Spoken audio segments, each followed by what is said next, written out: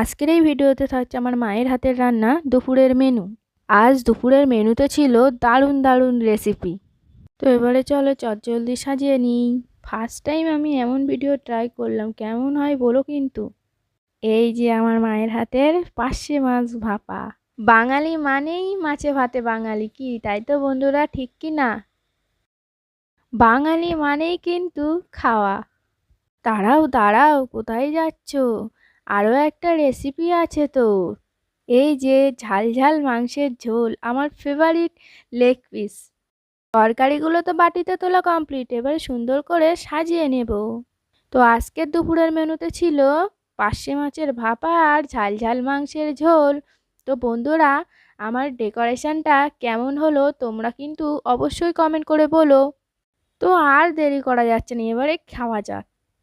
পার্শে মাছের ভাপা খেতে কে কে ভালোবাসো অবশ্যই